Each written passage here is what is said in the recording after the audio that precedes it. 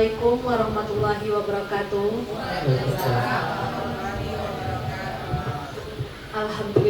Alhamdulillahirabbil alamin. Wassalatu wassalamu ala asrofil anbiya'i wal mursalin wa ala alihi rasulillahi ajmain, amma ba'du. Yang terhormat Bapak Kepala Sekolah SLB Negeri Muara Bungo, yang saya hormati Bapak dan Guru SLB Negeri Muara Bungo, kemudian yang saya hormati juga Bapak calon guru penggerak angkatan 9 yaitu Bapak Herman Susanto SPDI, dan Bapak Ibu guru semua sekali lagi beserta staf dan TU.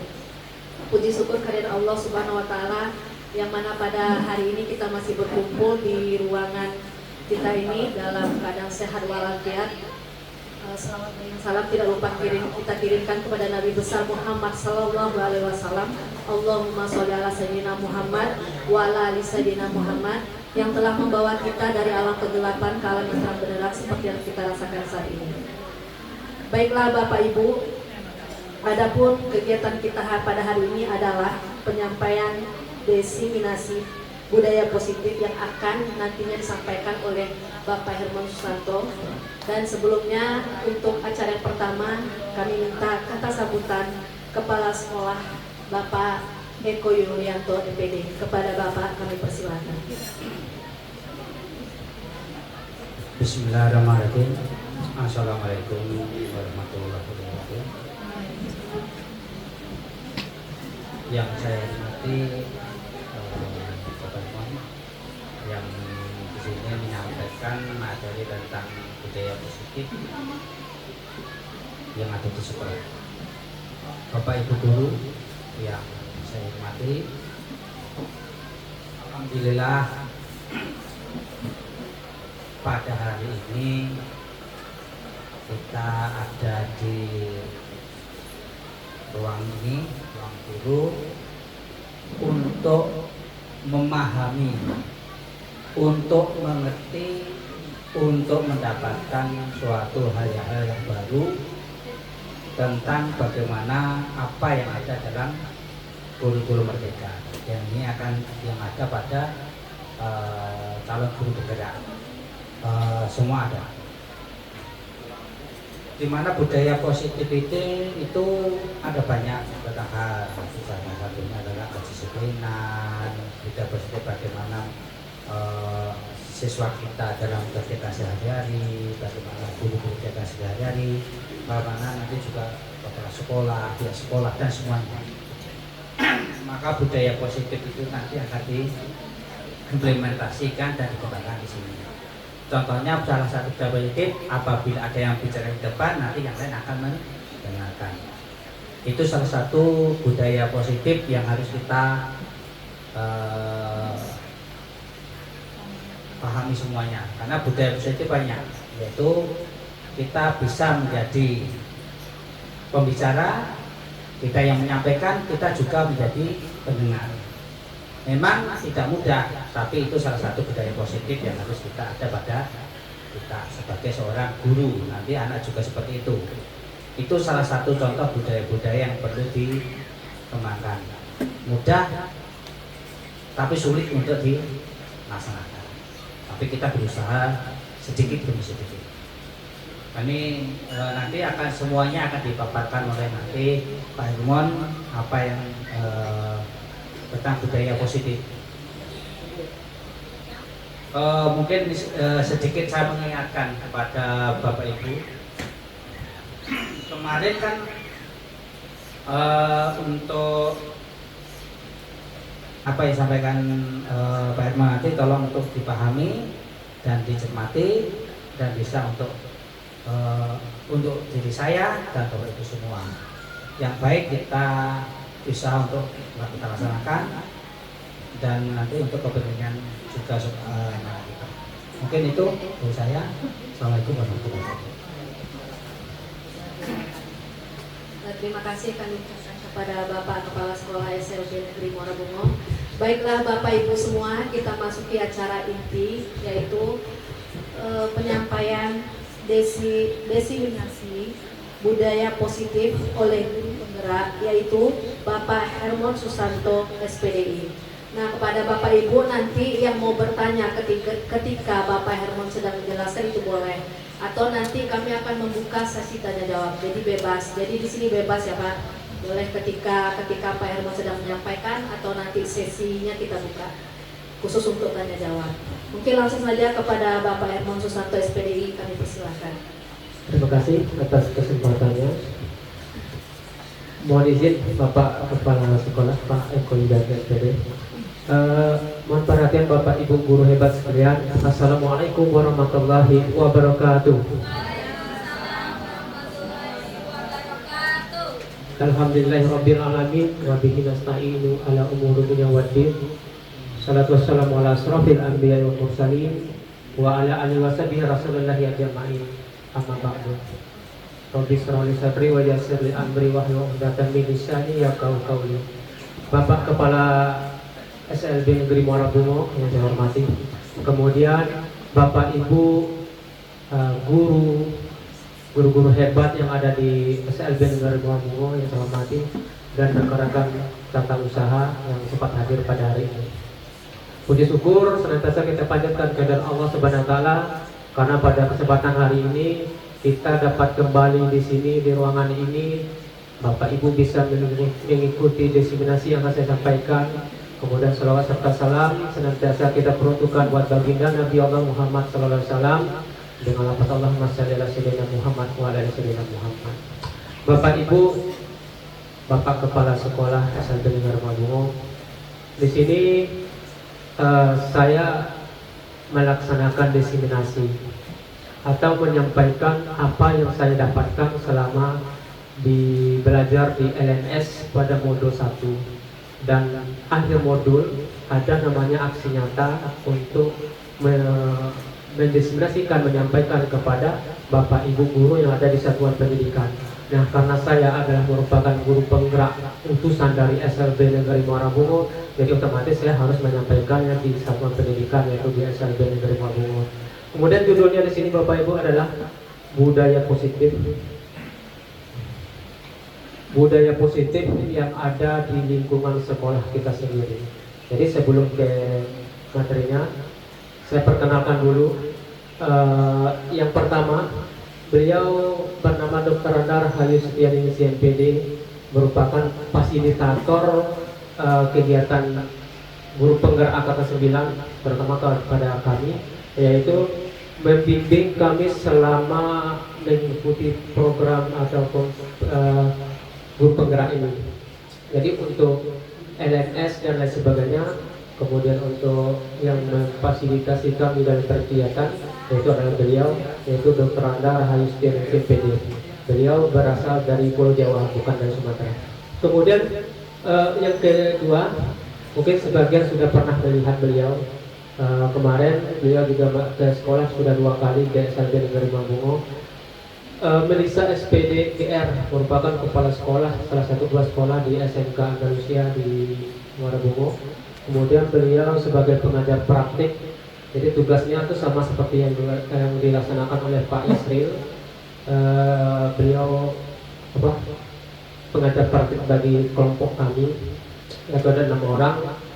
Tugas beliau pertama, pendampingan individu. Biasanya kalau dia ke sekolah itu pendampingan individu kepada kami sebagai guru penggerak, calon guru penggerak. Kemudian tugas berikutnya adalah memandu kegiatan lokal karya yang dilaksanakan setiap 1 bulan sekali. Dan itu perkenalannya. Bapak Ibu sekalian, pertama untuk mengawali dari diseminasi kita pada hari ini, pertama saya coba tampilkan, yaitu kita mengamati lingkungan yang ada di sekolah kita pada saat ini. Jadi tugas kita adalah kita mengamati, kita bermimpi, kita amati apa yang ada di sekolah kita. Pertama, bagaimana suasana yang ada di sekolah kita? Aman, tertib, seperti itu. Kemudian bagaimana murid-murid saling berinteraksi? Ada bullying tidak? Mengganggu temannya atau tidak? Itu merupakan masuk pada bagaimana murid-murid saling berinteraksi. Kemudian bagaimana guru saling bertegur sapa, bisa sama-sama guru dengan siswa atau murid, dan guru dengan wali muridnya nanti. Semuanya akan kita coba amati. Kemudian bagaimana guru menyapa murid. ketemu murid, nah ngapain? Dari mana? Seperti itu. Nah, dari mana? Itu tergantung kepada guru dan tergantung kepada lingkungan yang ada di satuan pendidikan tersebut. Kemudian bagaimana guru menyelesaikan suatu permasalahan atau konflik antar murid? Terjadi konflik, satu anak berkelahi dengan murid yang lain. Bagaimana guru menyelesaikan masalah ini? Nah, pertanyaan inilah yang akan muncul pada diri kita, sehingga lingkungan sekolah kita menjadi lingkungan budaya yang positif. Itu yang akan kita bahas pada hari ini.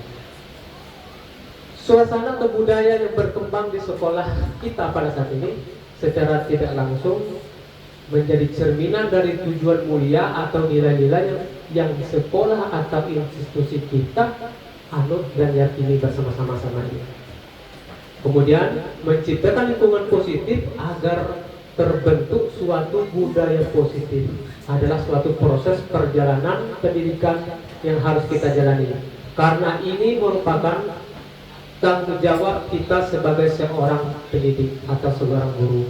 Jadi baik budaya positif, budaya di sekolah itu tergantung kepada kita guru atau pendidik sebagai seorang pemimpin pembelajaran. Jadi kalau namanya pemimpin pembelajaran Bapak Ibu ya, itu bukan kepala sekolah saja, tapi guru pun termasuk seorang pemimpin di dalam pembelajaran, memimpin pembelajaran yang ada di kelas masing-masing. Jadi guru itu disebut dengan pemimpin pembelajaran. Sekarang saya coba kita sebuah permainan lah istilahnya. Jadi kalau Bapak Ibu berpasangan boleh silakan 2 orang. Tugas pertama Bapak Ibu, coba Anda dan teman Anda akan melakukan kegiatan cobalah buka. Tugas Anda misalnya, bisa sekalian ya, bisa sekalian dipraktekkan, dicoba. Yang sebelah kanan saya misalnya, Bapak Ibu yang berada di sebelah, kalau berdua di sebelah kanan, coba Bapak Ibu genggam tangan Bapak Ibu, genggam sekuat-kuatnya, genggam sendiri sekuat-kuatnya, seperti ini Bapak Ibu ya, sekuat-kuatnya. Dan Bapak Ibu coba pikirkan, yang ada di dalam genggaman ini adalah sesuatu hal yang berharga bagi Bapak Ibu. Bisa harta lah di dalamnya, bisa apa, pokoknya yang segala yang berharga yang kita pegang.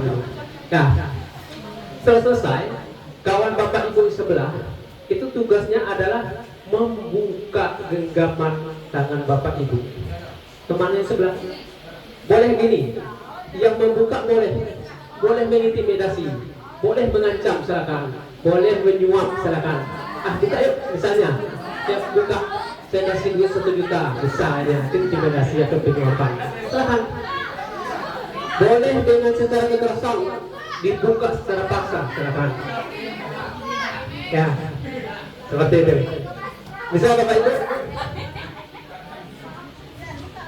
ini Bapak Ibu, Anda yang membuka tadi, ya, yang membuka tadi silakan laksanakan.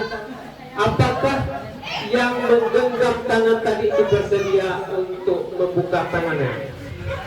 Ayo kita lihat. Jadi, pertanyaan pertama, apakah Anda yang memegang tangan tadi atau kawan Anda yang sebelahnya membuka kepalan tangan Anda? Jadi maksudnya, apakah kita yang menggenggam tangan tadi yang akan membuka tangan kita? Kira-kira kita mau, apakah yang kita menggenggam tangan kita tadi, apakah kita yang buka genggaman tangan kita, apakah teman kita? Apa jawabannya waktu itu? Kita yang membukanya. Terima kasih Bu Asela. Kita yang membuka. Kemudian, apakah Anda atau teman Anda menutup kepala tangan Anda? Mengapa? Apa alasannya? Apakah Anda sendiri yang menutup kepala tangan Anda, atau teman Anda yang meminta Anda untuk menutup kepala tangan tadi? Siapa? Sendiri, ya sendiri. Kemudian dalam kegiatan ini sesungguhnya siapa yang memegang kendali dalam kegiatan tadi? Yang memegang kendali dari kegiatan tadi apa? Kita sendiri. Oke. Ini jawabannya. Pertanyaan pertama tadi, siapa yang menggenggam tangan? Jadi jawaban itu pasti yang ini. Pertama, bersedia, ada yang menjawab bersedia membuka, ada yang menjawab tidak bersedia dengan alasan-alasan tertentu. Tapi Bapak Ibu, ketika kita yang memegang kendali, apapun yang terjadi ketika kita diintimidasi, kita tidak mau, kegelapan ini tidak akan terbuka. Jadi semua kontrol yang ada pada diri kita adalah kita sendiri yang mengontrolnya. Jadi begini juga dengan halnya dengan dunia pendidikan Bapak Ibu. Siswa, murid yang ada di sekolah itu bukan guru yang mengontrol. Siswa mengontrol dirinya sendiri. Itu hal yang paling kalimat yang paling baik sekarang. Siswa mengontrol dirinya sendiri. Sebagai contoh Bapak Ibu, siswa melakukan pelanggaran, kemudian kita memberi hukuman, kita memberi konsekuensi dari pelanggaran yang dilakukan. Kemudian kita memerintahkan siswa, saya pernah merasakan, tolong beli nasi uduk di depan. Ketika mereka tidak mau diperintah, berarti di pikiran mereka adalah mereka mengontrol diri mereka sendiri. Jadi mereka mengontrol diri mereka sendiri, bukan kita yang mengontrol. Kalau mereka tidak mau, bagaimanapun kita untuk membujuknya tidak akan terjadi. Mereka tidak akan mengikuti apa yang disampaikan oleh gurunya. Jadi oleh sebab itu, bahwa setiap orang, setiap individu, murid, guru mengontrol dirinya sendiri. Kan itu Bapak Ibu. Sekarang untuk teori kontrol, seperti yang disampaikan oleh Dr. William Glasser, pertama dia menyatakan bahwa ilusi guru mengontrol murid sebagai ilusi guru mengontrol murid. Pada dasarnya kita tidak dapat memaksa murid seperti yang saya sampaikan tadi. Nggak bisa kita memaksakan murid untuk berbuat sesuatu sesuai keinginan kita sebagai guru. Jadi kalau guru mengontrol murid itu sama halnya dengan ilusi. Ketika mereka tidak mau, bakalan kita bisa mengontrol mereka. Kemudian yang kedua, ilusi bahwa semua penguatan positif efektif dan bermanfaat. Penguatan positif atau bujukan adalah bentuk-bentuk kontrol Bapak Ibu. Ini penguatan positif atau bujukan adalah bentuk-bentuk kontrol. Penjelasannya, segala usaha untuk mempengaruhi murid. Usaha kita nih mempengaruhi murid. Misalnya tadi contohnya tadi ambil bola di apa? Misalnya ambil bola di yang jatuh keluar, yang terlempar keluar misalnya. Ketika guru memerintahkan murid dan ketika itu murid mau mengikutinya, apakah itu guru sudah mengontrol murid? Sudah? Tidak. Iya, guru belum tidak mengontrol murid. Kenapa? Karena pada saat itulah murid merasa mau dikontrol oleh guru. Perasaan mereka saja mau dikontrol. Setelah itu tidak. Dalam hatinya gimana? Kita nggak tahu. Dia itu senang dikontrol apa tidak. Tapi kita sebagai guru merasa ketika siswa kita diperintahkan untuk ini, mereka mengikuti, rasa kita saya yang paling hebat. Itu dia, Bapak Ibu. Hal ini sudah terjadi di lingkungan sekolah, satuan pendidikan, bukan saja di tempat kita, tapi di luar sana. Kemudian ilusi yang ketiga, bahwa kritik dan membuat orang merasa bersalah dapat menguatkan karakter. Itu banyak sering dilakukan oleh guru. Misalnya contohnya Bapak Ibu, ketika anak tidak mau belajar, buat gurunya ngomong seperti ini. Nah, belajarlah. Nanti kalau kamu udah pintar, Bapak bisa ditanya sama mak kamu. Kok anak saya tidak bisa? Jadi Bapak merasa bersalah. Seperti itu. Bahwa ilusi bahwa guru itu mengontrol siswa dengan cara membuat siswa bersalah. Salah saya ya, karena saya tidak mau belajar, guru saya dimarahin oleh orang tua saya. Jadi merasa bersalah. Itu ilusi dari cara kontrol yang disampaikan oleh Dr. William Glasser. Kemudian yang keempat Bapak Ibu, ilusi bahwa orang dewasa memiliki hak untuk memaksa seperti tadi. Anak dengan orang tua. Orang tua kan orang dewasa nih. Ketika anaknya tidak mau mengikuti ekskul berenang misalnya nih, karena itu bapaknya meminta anaknya bisa berenang, anaknya maunya main bola misalnya, maksa bapaknya, orang tuanya, kamu sore ini harus ikut berenang. Dalam hatinya, mas, nggak mau berenang, saya mau sepak bola misalnya. Jadi ilusi kontrol yang dibawakan oleh orang dewasa adalah bahwa orang dewasa menyatakan bahwa mereka memiliki kontrol terhadap anaknya untuk memilih apa yang akan dilakukan ataupun kegiatan-kegiatan anaknya tersebut. Dan itu Bapak Ibu ilusi ataupun beyond control yang disampaikan oleh Dr. William Glasser. Kemudian Bapak Ibu, materi kita adalah bagaimana perubahan paradigma atau perubahan dari pemikiran kita. Kalau dulu kita sering dengar stimulus respon, kata ada masalah pun ada responnya. Kalau bikin pelanggaran ini hukumannya. Kemudian sekarang kita melakukan sebuah perubahan paradigma, merubahnya yaitu dari stimulus respon menjadi teori kontrol yang seperti yang saya sampaikan tadi. Kita perhatikan Bapak Ibu, menurut Stephen Covey bahwa bila kita ingin membuat kemajuan perlahan, sedikit-sedikit ubahlah sikap atau perilaku Anda. Berarti di sini disampaikan bahwa ketika kita ingin maju, ingin berubah, berarti yang berubah itu bukan orang, tapi sikap kita sendiri, Bapak Ibu. Kemudian, namun bila kita ingin memperbaiki cara-cara utama kita, maka kita perlu mengubah kerangka acuan kita. Jadi kerangka dari kebijakan pertama kita, tujuan kita apa ke depannya. Kemudian ubahlah bagaimana Anda melihat dunia, bagaimana Anda berpikir tentang manusia. Ubahlah paradigma Anda, skema pemahaman dan penjelasan aspek-aspek tertentu tentang realitas. Jadi menurut beliau Stephen R. Covey ini, bahwa semuanya itu berawal dari kita. Kita saja yang mengontrol diri kita untuk merubah cara-cara pikir kita sendiri. Dan itu Bapak Ibu perubahan paradigma. Ini salah satu contoh tadi yang sebutkan ada stimulus respon. Kemudian sekarang namanya teori kontrol. Perubahannya ke teori kontrol. Sebagai contoh, semua orang melihat hal yang sama ketika di stimulus respon. Kemudian kalau di teori kontrol, setiap orang memiliki gambaran berbeda.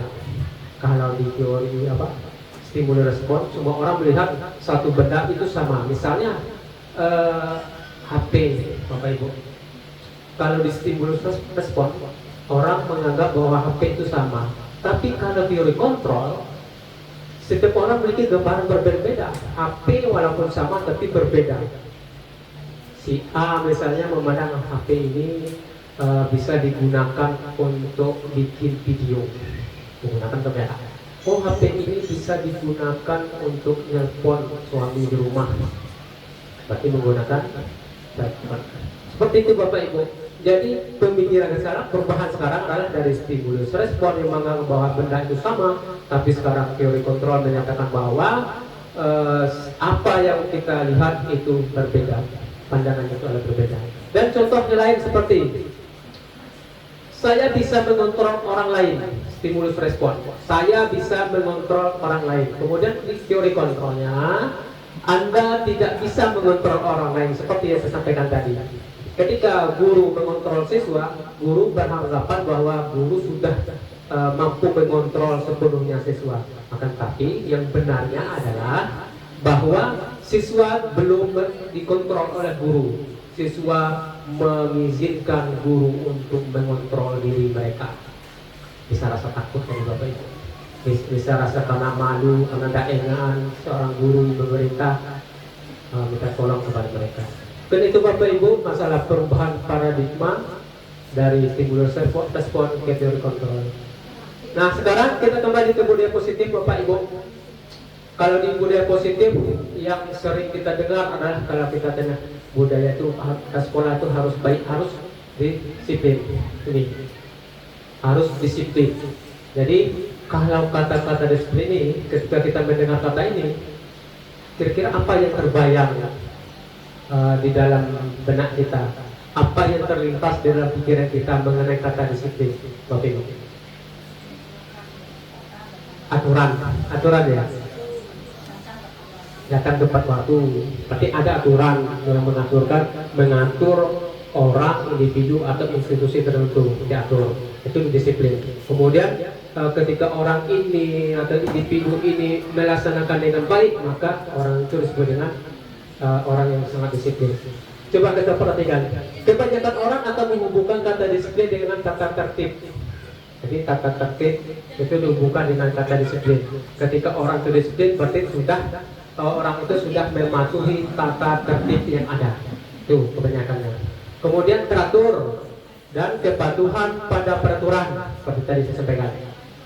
Jadi kata disiplin juga sering dihubungkan dengan hukuman. Ketika orang yang tidak berdisiplin, ya siswa misalnya ambil ke murid, ketika murid terlambat datang, tidak disiplin nih, murid kita tidak disiplin karena terlambat datang.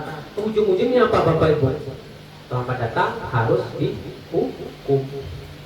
Ya, kita terapkan itu kan. Kalau kamu melanggar aturan, dihukum. Hukumannya apa? Keliling lapangan 7 kali. Pak, panas Pak, tidak hormat bendera sampai istirahat. Kamu kita sangat panas-panasan Pak, push up 5 kali. Tuh hukuman bagi murid atau peserta didik yang melanggar aturan atau tata tertib yang telah kita laksanakan, yang kita terapkan. Nah, Bapak Ibu, dalam budaya kita, makna disiplin ini dimaknai menjadi sesuatu yang dilakukan seseorang pada orang lain. Seperti yang saya sampaikan contohnya tadi, kita cenderung menghubungkan kata disiplin dengan ketidaknyamanan. Ketika siswa atau murid melakukan pelanggaran dihukum, siswa ini akan merasa tidak nyaman dengan hukuman yang telah diterimanya. Bapak Ibu, jadi harus diingat, ketika kita memberi hukuman, potensinya apa ke depan? Anak akan menjadi apa? Seperti itu Bapak Ibu. Berarti kalau tidak disiplin ketika dihukum, maka anak merasa tidak nyaman pada saya. Ada contoh Bapak Ibu, ketika kami buka karya pembukaan apa cerita Bapak kepala dinas, bahwa dulu beliau sekolah, beliau ketua OSIS dengan bercerita seperti itu. Kemudian dia kan sekolah pendekatan dengan SMK berapa ya? Jadi SMK ini nyerang ke sekolahnya Bapak Pak Masrin. Kemudian apa? Karena Pak Masrin ini sudah kasihan dengan kawannya yang luka segala macam karena diserang oleh siswa SMK, beliau sebagai beliau sebagai ketua OSIS berpanggil, ayo kita lawan, gitu kan? Beliau tidak berkoordinasi dengan guru. Beliau udah serang soal berikutnya. Nah, ketika mendapat informasi itu, Pak Masrin ini dihukum oleh gurunya. Nah, hukumannya sekarang kata Pak Masrin bahwa nilai beliau dikasih guru itu 5 merah sampai tamat sekolah. Nah, ketika beliau pulang kembali ke Jambi, beliau bercerita bahwa beliau sudah menyandang S1 ilmu pemerintahan. Nah, ketika ketemu di musola, ketemu di bapak lagi di musola, beliau bercerita di musola, dia bercerita, Pak, bapak kasih saya nilai 5, bapak kasih nilai 4, rapor saya merah, saya tetap bisa kuliah di STPD. Jadi itu apa? Apa maksudnya? Bahwa ketika guru memberikan hukuman, anak atau murid akan merasakan sampai ujung hayatnya masih mereka ingat. Hukuman yang diberikan oleh guru, bapak ini pernah menghukum saya, benak mereka itu teringat sampai ujung, sampai mereka dewasa. Jadi apakah hukuman ini pantas untuk kita laksanakan? Nanti kita pikir sama-sama. Kita masuk ke materi berikutnya. Disiplin positif di sini menurut standar pendidikan nasional dalam rangka menciptakan lingkungan yang positif, maka setiap warga yang ada di sekolah, ini bisa kepala sekolah, bisa guru, bisa murid, wali murid, dan bisa komite sekolah. Kepentingan penuh saling mendukung, menghayati dan menerapkan nilai-nilai kebajikan yang telah disepakati bersama untuk dapat menerapkan tujuan mulia tersebut. Maka seorang pemimpin pembelajaran perlu berjiwa kedua kepemimpinan sehingga dapat mengembangkan sekolah dengan baik agar terwujud suatu budaya sekolah yang positif dengan standar kompetensi pengelolaan yang telah ditetapkan. Dan tujuan utama dari disiplin positif ada penerapan disiplin positif adalah agar terbentuk murid-murid yang berkarakter. Ingat Bapak Ibu, berkarakter, disiplin, santun, jujur, peduli itu termasuk ke dalam nilai-nilai kebajikan. Oke Bapak Ibu, kita lanjut. Bisa lanjut ya? Lanjut, belum selesai nih. Kemudian apa tujuan dari disiplin positif? Tujuan disiplin positif menanamkan motivasi pada murid-murid kita, yaitu untuk menjadi orang yang mereka inginkan dan menghargai diri sendiri dengan nilai-nilai yang mereka percaya. Jadi bukan dari kita ya. Jadi mereka itu nilai-nilai kebajikan yang mereka miliki itu keluar dari diri mereka sendiri, bukan dari dorongan, bukan dari perintah dari gurunya, tapi mereka sendiri. Nah nanti Bapak Ibu kita akan bahas mengenai apa itu hukuman, konsekuensi, kemudian ada satu restitusi. Itu restitusinya penyelesaian masalah. Kemudian bagaimana dengan penghargaan? Apakah boleh kita memberikan penghargaan kepada murid, kepada anak kita? Nanti kita bahas selanjutnya. Ini nilai-nilai kebajikan Bapak Ibu, seperti yang saya sampaikan bahwa di dalam standar pendidikan nasional tadi menjelaskan bahwa nilai-nilai kebajikan adalah sifat-sifat positif manusia yang merupakan tujuan mulia yang ingin dicapai setiap individu. Kalau sekarang sudah muncul kalau hukum merdeka, profil pelajar Pancasila itu merupakan nilai-nilai kebajikan yang ada yang akan diterapkan oleh satuan pendidikan kepada murid-muridnya yang akan dimiliki oleh murid-muridnya. Itu Bapak Ibu ini kebajikan. Kemudian Bapak Ibu, Dan Gosen dalam bukunya menyatakan bahwa ada 3 motivasi perilaku manusia. Ini masih perilaku atau motivasi perilaku manusia. Yang pertama Bapak Ibu, motivasi perilaku manusia yang pertama adalah untuk menghindari ketidaknyamanan atau hukuman. Tuh, ingat bahwa motivasi manusia pertama adalah bagaimana caranya kita menghindari ketidaknyamanan. Kalau hukuman tadi tidak nyaman Bapak Ibu. Jadi bagaimana kita menghindari hukuman tadi? Bisa karena sebagai contoh Bapak Ibu, sebagai contoh menghindari dari ketidaknyamanan atau hukuman ketika ada sebuah aturan, sebuah peraturan, kita menghindari agar tidak menyalahi dari aturan. Kalau kita tidak menyalahi aturan, otomatis kita terhindar dari ketidaknyamanan atau hukuman tersebut. Kemudian yang kedua, untuk mendapatkan imbalan atau penghargaan dari online. Jadi kita bermotivasi nih, hari ini saya misalnya murid, hari ini saya akan mencapai nilai 100 dari guru. Kenapa? Karena di rumah saya tadi dibilang sama bapak ibu saya, kalau kamu hari ini dapat nilai 100 konten 100, kamu bapak berikan HP, main HP seharian.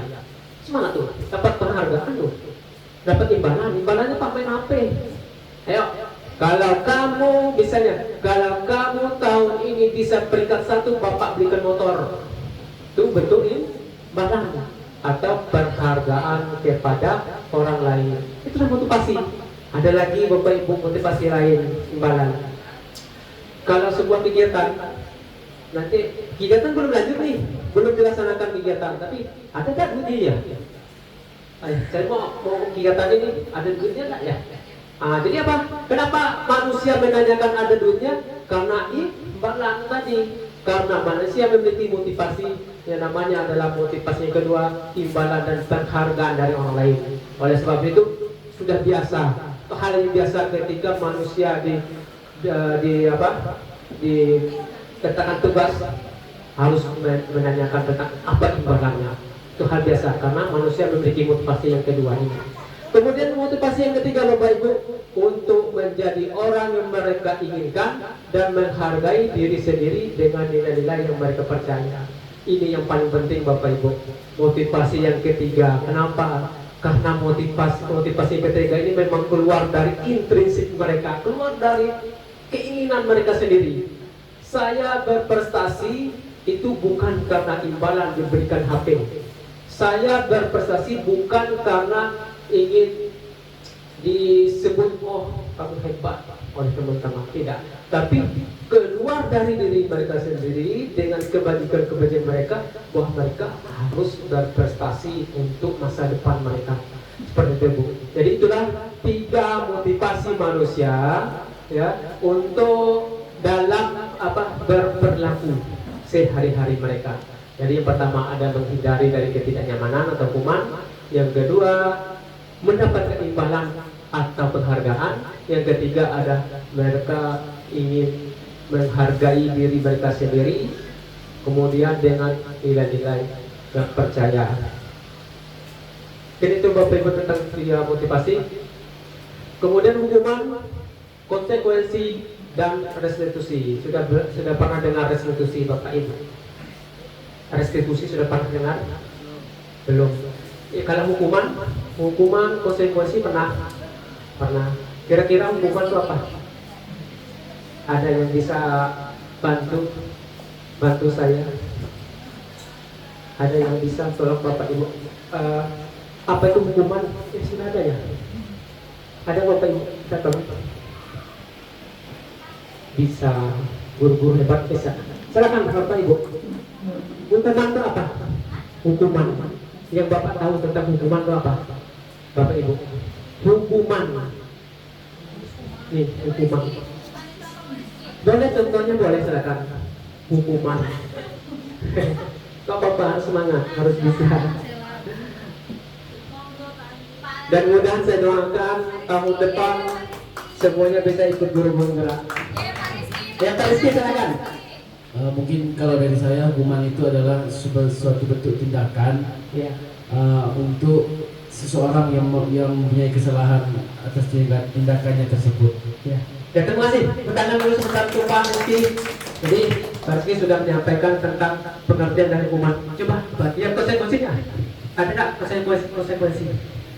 Jadi hukuman kalau ketika melakukan pelanggaran tidak ada hukuman yang ada yang akan diterima oleh orang yang melakukan kesalahan tersebut.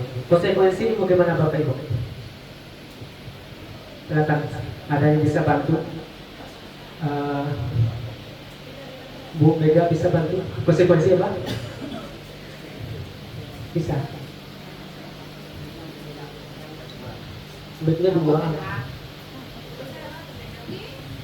Ada 1 bednya. Tidak. Jadi hukuman sudah, minta tolong konsekuensi. Ya jelas, kalau salah nggak apa-apa Bapak Ibu. Saya sering salah. Kalau salah nggak apa-apa ya Pak. Iya nggak apa-apa. Kalau menurut saya, kalau konsekuensi itu hasil dari tindakan tadi Pak. Misalnya kan ada orang yang berbuat salah, kemudian dihukum. Nah setelah dihukum tadi bisa berubah, bisa tidak berubah gitu Pak. Ya. Kalau menurut saya seperti itu Pak. Ya, Tepuk tangan dulu dong Ya, Bapak tepuk tangan Ibu. dulu, Bu Mega. Sudah membantu saya untuk menjawab atau menyampaikan apa pengertian dan hukuman Pak Rizky tadi ya, kemudian konsekuensi. Nah kira-kira kalau di sini disebutkan bahwa tindakan terhadap suatu pelanggaran pada umumnya berbentuk hukuman dan konsekuensi. Ketika anak melakukan pelanggaran, berarti ada hukuman dan atau konsekuensi. Beda antara konsekuensi dan hukuman. Apa beda? Beda ya. Saya silakan Pak Nanda. Hukuman itu proses, Pak. Konsekuensi itu akibat dari proses terjadinya hukuman tadi. Hukuman prosesnya ya, dulu. Kemudian konsekuensi akibatnya nantinya. Ya, terima kasih untuk Bapak Ibu semua. Berarti kita sudah memahami ini apa itu hukuman dan konsekuensi. Nah, coba kita lihat perbedaannya. Hukuman bersifat satu arah, Bapak Ibu. Jadi satu arah yang menjadi menjadi pelaku dan yang merasakan tindakan itu satu orang. Kalau namanya hukuman ini bersaudara. Bisa kalau kita kaitkan dengan sekolah, dari pihak guru yang memberikan dan murid hanya menerima suatu hukuman tanpa melalui satu kesepakatan. Jadi ketika hukuman itu diterapkan, misalnya tadi saya sebutkan contohnya, anaknya terlambat sekolah atau tidak bikin tugas, sudah kamu keliling lapangan. Jadi kan tidak ada kesepakatan antara murid dan guru sebelumnya. Jadi langsung waktu itu, kamu bikin salah, yuk tugas lakukan hukumannya, laksanakan hukuman, lari 10 kali di lapangan. Kan langsung responnya langsung waktu itu, tidak tampak ada kesepakatan dulu. Ada mungkin kan hukuman disepakati dulu. Nah, kamu nak hukuman apa gitu kan? Berarti kalau gurunya sudah emosi, ya sudah lakukan hukuman tersebut. Nah, bagaimana dengan konsekuensi? Kalau di sini disebutkan bahwa konsekuensi ini sudah terencana atau sudah disepakati dulu. Sebagai contoh, kalau di sekolah di kelas masing-masing, saya kemarin lihat, saya masuk kelasnya Bu Emi, lagunya dia enggak ya. Ada tempelan aturan peraturan kelas. Kemudian kemarin masuk ke kelasnya Bu Halimah, juga ditempelkan aturan kelas. Nah, jadi di dalam aturan kelas, kalau aturan itu dibikin oleh guru tanpa sepengetahuan siswa, ketika kita hukum mereka melanggar aturan itu samanya dengan mereka mendapat hukuman. Tapi beda Bapak Ibu, ketika yang aturan yang kita tempelkan itu sudah disepakati dulu dengan anak. Sebelum belajar sepakati dulu. Nah, kemarin sudah diterapkan oleh Pak Andi. Diterapkan Pak Andi waktu kita MBMT kemarin. Kan ada kesepakatan. Nah, tuh. Ketika dibikin kesepakatan di situ, anak mau tidak mau mereka harus mengikuti aturan itu karena sudah mereka sepakati bersama antara guru dan murid. Ketika mereka melanggar, itulah disebut dengan konsekuensi yang harus mereka tanggung. Itu perbedaan sementara Bapak. Kemudian restitusi. Hukuman sudah, konsekuensi sudah, restitusi. Restitusi ini adalah proses menciptakan kondisi bagi murid untuk memperbaiki kesalahan mereka, sehingga mereka bisa kembali pada kelompok mereka dengan karakter yang lebih kuat. Kalau berbicara restitusi, ketika kemarin saya sudah tugas tentang restitusi, segitiga restitusi, saya membuat suatu video Bapak Ibu. Jadi pemerannya adalah saya selaku guru dan saya pilih salah satu murid sebagai murid yang telah melakukan kesalahan. Saya pilih 2 Bapak Ibu kemarin. Yang pertama Zaidan. Jadi Zaidan di kronologisnya di situ diceritakan bahwa Zaidan tidak pernah 2 hari tidak masuk sekolah gitu. Jadi ketika itu apakah kita harus memberi hukuman kepada anak ketika mereka tidak masuk 2 hari? Tidak Bapak Ibu. Kita harus menghindari namanya hukuman. Ini paling penting, bahwa kita harus keluar dari namanya hukuman, karena hukuman itu tidak ada efek jerahnya Bapak Ibu. Nah, sekarang kita laksanakan restitusi. Bagaimana? Yang pertama Bapak Ibu, menciptakan kondisi bagi murid untuk memperbaiki kesalahan mereka. Bagaimana cara Bapak Ibu? Misalnya si A melakukan kesalahan, tidur di dalam kelas. Ketika guru kan posisi nih di dalam kelas tidur, saya lagi ngajar tidur, gitu kan? Kita tidak boleh memarahinya. Kita panggil, kita face to face, saling berhadapan, gitu ya, face to face. Jadi kita tanyakan. Jadi kalau untuk yang pertama, untuk memperbaiki kesalahan mereka, kita tidak harus menjustice mereka. Kamu bikin salah, kamu tidur tadi ya di kelas. Tidak Bapak Ibu. Tapi kita bicara dengan lemah lembut. Nah, tadi Bapak lihat kamu tidur di dalam kelas ya. Mereka merasa nanti apa? Oh iya Pak, saya tidur. Nah, kenapa tidur dalam kelas? Mereka punya alasan. Nah, muncullah alasan yang kedua. Sehingga mereka bisa kembali kepada kelompok mereka. Mereka memiliki alasan. Oh Pak, saya malam tadi ngantuk main HP. Nah, dari situlah kita mulai kita laksanakan kegiatan restitusi berikutnya. Apa? Kita mencoba bagaimana anak ini tidak gagal karena apa yang kita sampaikan. Kamu tahu enggak? Seperti kamu tahu enggak, main HP sampai tengah malam itu tidak boleh, anak murid kayak gitu. Harusnya begitu kan? Tidak boleh seperti itu. Besok jangan ulang lagi. Tidak seperti Bapak Ibu. Kalau di restitusi kita boleh. Bapak juga pernah, Bapak juga pernah main HP sampai tengah malam, bangunnya sampai jam 8, baru tidur, baru bangun, udah terangkat ke sekolah. Nah, Bapak seperti itu. Jadi tujuannya apa Bapak Ibu? Tujuannya agar mengembalikan mereka. Mereka masa gagal tadi karena mereka kesalahan. Tapi ketika kegagalan mereka itu kita gambarkan dengan keadaan yang ada, insya Allah mereka nanti akan merasa, oh ini Bapak belum pernah ya bikin kesalahan seperti itu. Jadi mereka akan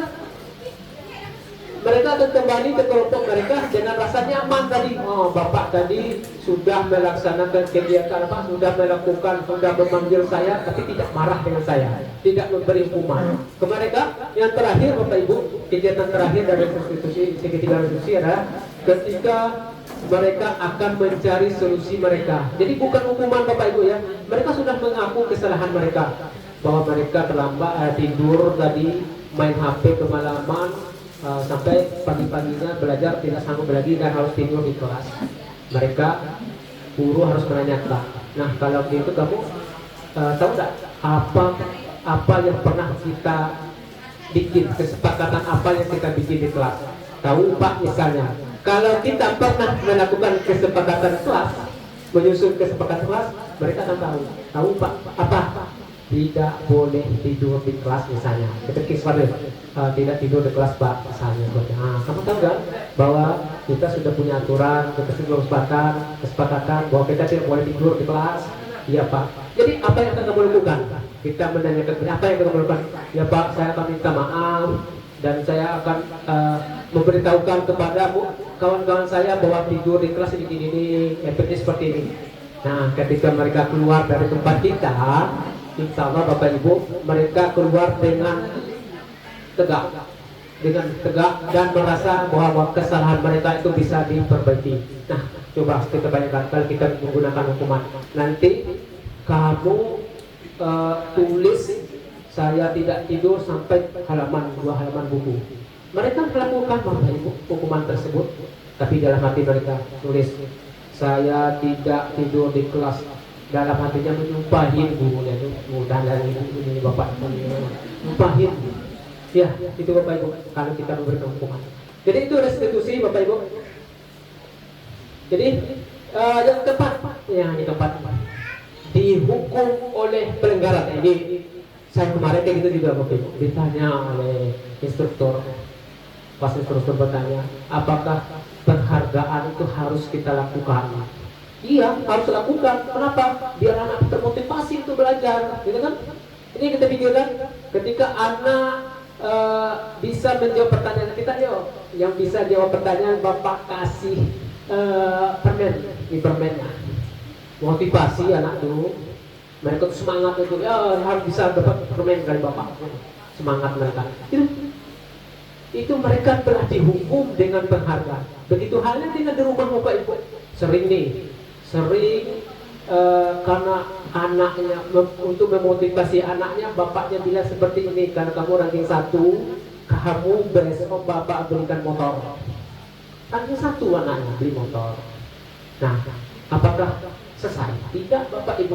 Ketika di semester kedua, nanya lagi, Pak, kalau saya ranking 1 saya beli mobil ya? Enggak Bapak Ibu. Karena apa? Karena dasar pertama sudah diberikan tadi. Karena sudah kita pancing tadi, kita beri ke motor pertama. Datuk semester kedua minta mobil. Kalau kita sanggup kita beri ke mobil. Kemudian kelas berikutnya apa? Pak, saya minta helikopter lah. Sanggup tidak Bapak Ibu? Anaknya berbeda. Tidak. Jadi sebuah penghargaan seperti ini harus dihindari.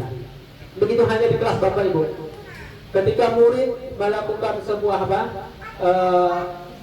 menurut kita itu prestasi, jangan terlalu banyak kita memberi penghargaan, sesuatu penghargaan. Kenapa? Karena yang harus kita tanamkan kepada murid kita adalah bagaimana mereka itu termotivasi dari diri mereka sendiri, bukan termotivasi dari iming-iming penghargaan ataupun hadiah tersebut.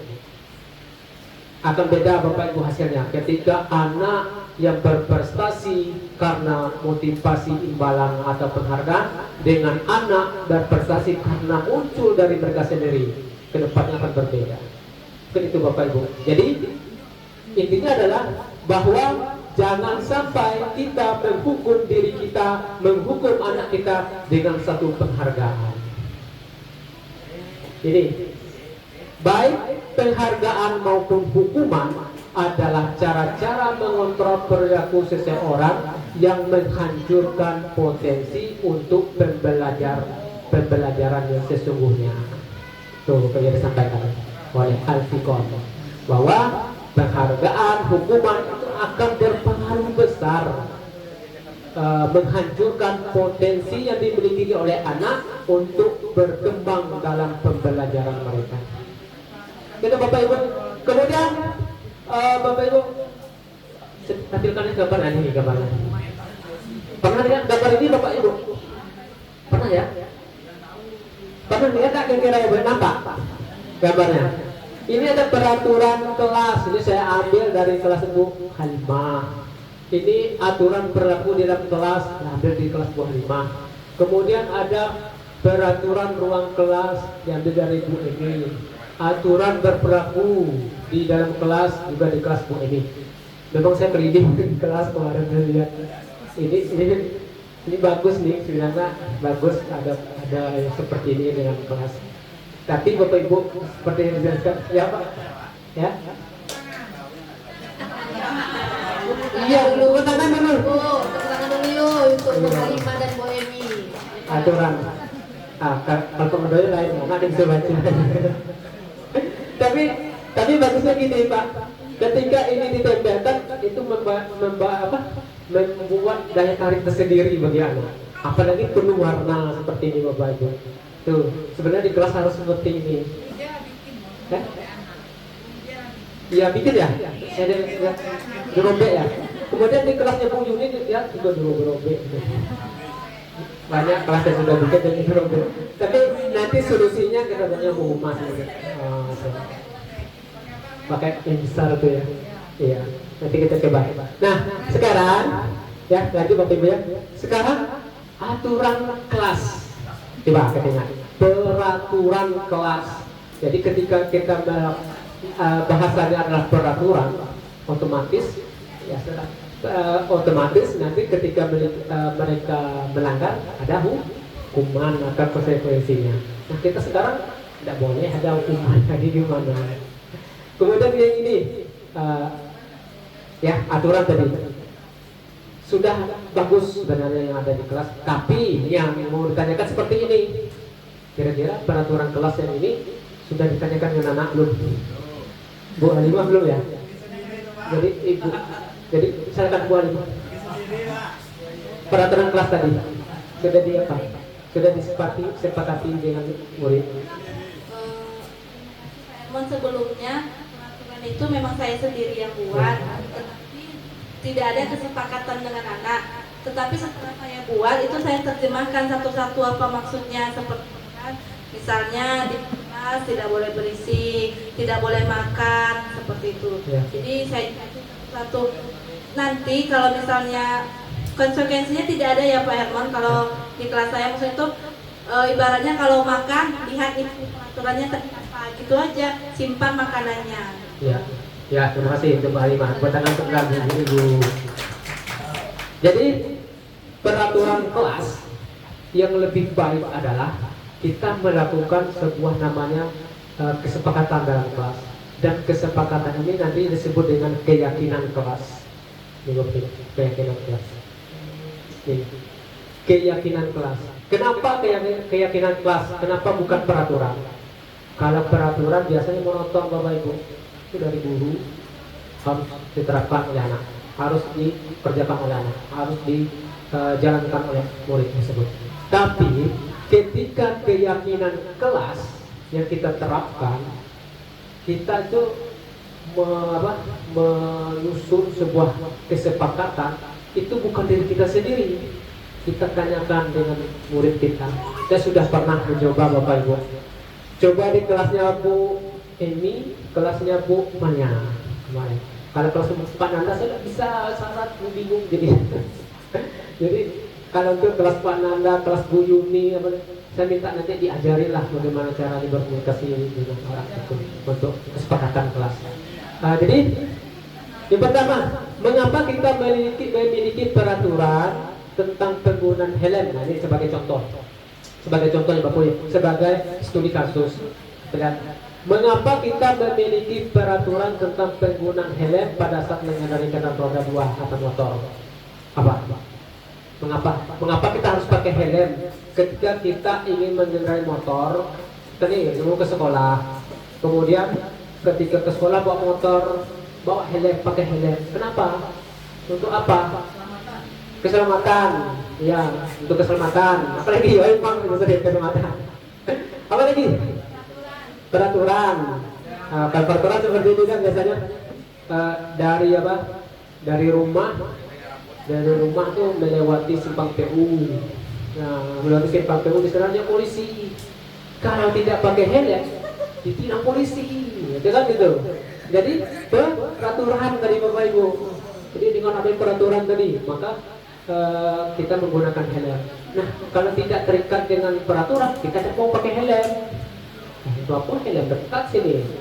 Nah, tidak mau pakai helm. Tapi ketika kita menggunakan keyakinan, Bapak Ibu, ketika kita menggunakan keyakinan bahwa menggunakan helm, saya yakin ketika apapun terjadi ketika saya berkendara, tidak akan terjadi apa-apa karena kepala saya nanti selamat dengan helm. Jadi keselamatan seperti sampai Pak Menteri jadi keselamatan, keyakinan Bapak Ibu, keselamatan keyakinan. Kalau takut ditangkap polisi, ditilang polisi itu peraturan. Nah, itu bedanya antara keyakinan dan peraturan. Nah, pertanyaan kedua, mengapa kita memiliki peraturan tentang pengguna masker dan mencuci tangan setiap saat? Seperti kemarin COVID itu banyak harus cuci tangan, menggunakan masker. Kenapa memiliki peraturan seperti ini? Kalau keyakinan kita bahwa saya mau jawab kan? Saya minta maaf Ibu. Silakan. Berbagi Bapak. Yang ini. Mengapa kita memiliki peraturan tentang penggunaan masker dan apa lagi? Cuci tangan setiap saat. Ya. Keyakinan kesehatan. Ya, tuh. Untuk kesehatan, Bapak Ibu. Karena menggunakan masker ketika COVID, apalagi sekarang kabut asap. Jadi kita menggunakan masker untuk menjaga kesehatan kita tadi. Nah, kalau peraturan apa? Kalau pemerintah membuat sebuah peraturan harus menggunakan masker. Jadi kalau di masa-masa COVID orang pada malas pakai masker. Nanti kalau kita tidak pakai masker tidak bisa masuk jam tos. Mulai di pintu jam tos tanya mana maskernya Pak? Peraturan jam tos bahwa menyatakan bahwa harus pakai masker. Kita gunakan masker itu namanya peraturan Bapak Ibu. Tapi ketika kita menggunakan masker karena keselamatan itu disebut dengan keyakinan. Bapak Ibu kira-kira sudah bisa memahami apa itu keyakinan dan peraturan? Bisa Bapak Ibu yakin? Nah, ini sebagai contoh tadi 2 contoh itu akan membedakan antara peraturan dan keyakinan. Dan di kelas Bapak Ibu kita akan membuat sebuah keyakinan kelas, bukan peraturan kelas. Ya, nanti kita belajar sambil belajar bahwa nanti kita akan meninggalkan peraturan kelas tapi kita menuju ke keyakinan kelas. Karena keyakinan kelas ini akan disepakati bersama-sama. Bagaimana caranya Bapak Ibu? Prosedur pembentukan keyakinan kelas. Pertama, kalau masuk ke kelas, boleh kalau guru kelas ya. Kalau guru kelas boleh menggunakan awal pembelajaran semester 1 untuk menetapkan keyakinan kelas atau kesepakatan kelas. Nah, setelah itu bisa berlanjut untuk melaksanakan bisa ditempel di dinding. Pertama, mempersilakan warga sekolah kalau namanya keyakinan sekolah. Kemudian untuk bercurah pendapat tentang peraturan yang perlu disepakati di sekolah. Seperti tadi Bu Halimah sudah melaksanakan namanya peraturan kelas. Kemudian dari peraturan kelas ini itu belum selesai Bapak Ibu ya, belum selesai, masih namanya peraturan. Kalau istilahnya itu masih apa ya? Masih apa namanya? Draft. Masih draft. Jadi yang kedua, catat semua masukan-masukan dari murid. Oh Pak, Misalnya kita apa kesepakatan kelas kita, keyakinan kelas kita belajarnya ini Pak misalnya belajarnya apa ya? Apa kira-kira biasanya siswa kita belajar tertib apa ya? Biasa apa? Aturan kelas apa? Tidak boleh ribut. Ya, misalnya tidak boleh ribut, tidak boleh mengganggu teman, belajar dengan rajin, tidak boleh menyontek. Itu aturan Bapak ya, masih peraturan. Kemudian yang berikutnya kita catat masukan-masukan murid di papan tulis atau di kertas besar atau kertasnya boleh. Kalau kita manfaatkan kertasnya, boleh di papan tulis, catat semuanya, sebanyak-banyaknya catat. Kemudian yang ketiga, susunlah keyakinan kelas sesuai prosedur pembentukan keyakinan kelas. Gantilah, nah ingat tuh.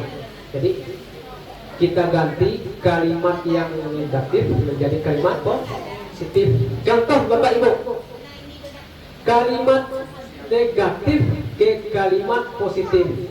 Yang harus kita hilangkan adalah tidak boleh. Jadi misalnya tidak boleh apa tadi? Tidak boleh mengganggu teman. Kalau kalimat positifnya apa? Kalau itu negatif itu masih menghormati teman, menghargai teman. Itu sudah positif seperti itu Bapak Ibu. Jadi semua yang negatif yang ada dalam peraturan tadi kita ubah menjadi kalimat positif. Bisa Bapak Ibu ya. Nanti ya Bapak Eko, nanti kalau bisa Pak Andi ya bawakan kurikulum. Kalau bisa tuh kelasnya itu punya kesepakatan keyakinan kelas. Tapi sudah dijadikan kalimat positif tadi. Kalimat positif kita belajar bersama-sama Bapak Ibu. Kemudian yang keempat, menemukan nilai kebajikan atau keyakinan yang dituju dalam peraturan tersebut. Kita sudah bikin kalimat positif Bapak Ibu tadi. Yang awalnya kalimatnya tidak boleh mengganggu teman. Kemudian kita rubah ke kalimat positif, menghargai teman. Apa nilai dari menghargai teman Bapak Ibu? Nilai kebaikannya di dalamnya. Saling menghargai, ya. Apa Pak?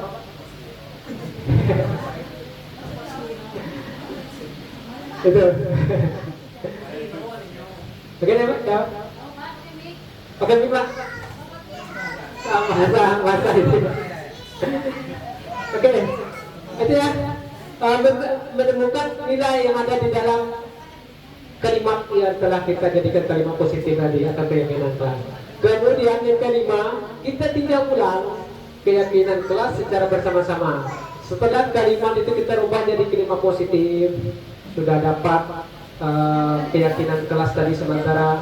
Kemudian kita tinjau ulang Bapak Ibu. Kita tanyakan lagi dengan siswa, dengan murid.